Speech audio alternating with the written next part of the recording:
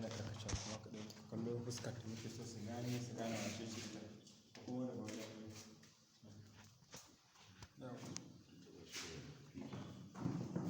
ai da fika za ki ake hatta cire ne? an shi fika na fika isa that's za ki ɗauki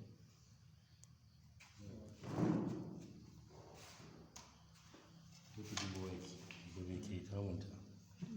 da inda kika cire tunan abin da kika ciro kallon su ɗaya ko ya canza? ya canza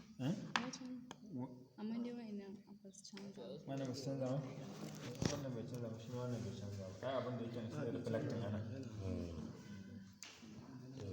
shi kaɗan sa flux kaɗan sa flux dan goga kaɗan akwai zafi dai kake danna hannun ki wajen an shafa to shi ke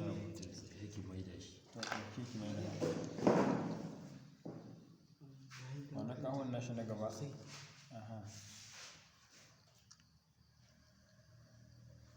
inda ya je kusa da shi to shi kenan in tattaro shi da kanshi zai shiga yana kyau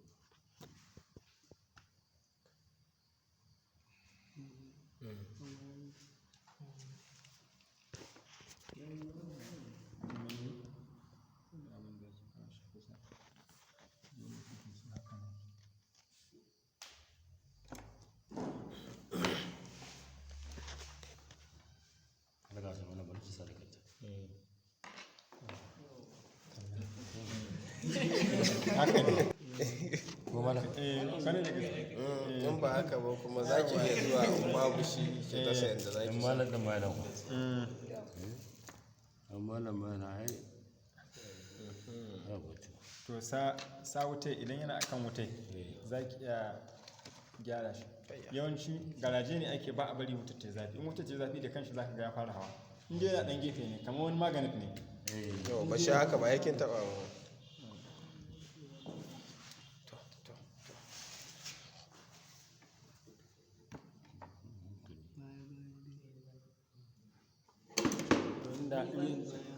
idan tsaye da hannu tsam akan wuta sanda za ka ga ya motsa to wutar ta narki in ka gaba ɗayan shi ya yi ƙasa kawai jawo hannunka baya ya yi in ka ga gefe guda ya yi ƙasa ɗaya ya yi sama to sai ka san su kundire sai ka gyara shi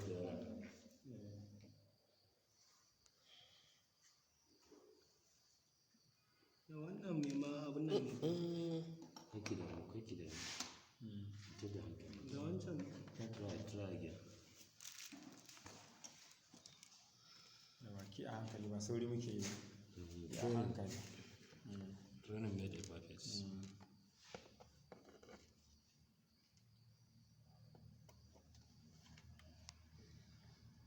to ba shi haka je cikin wata kawai very good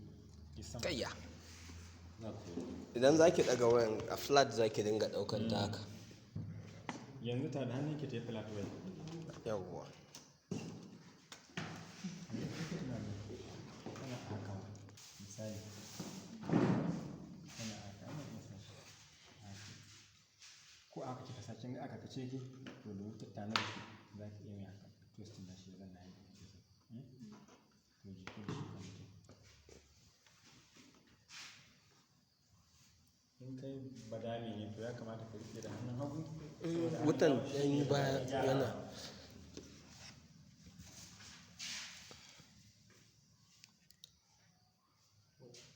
kina kallon shi mouthpiece ne mouthpiece yake kayya an zo wajen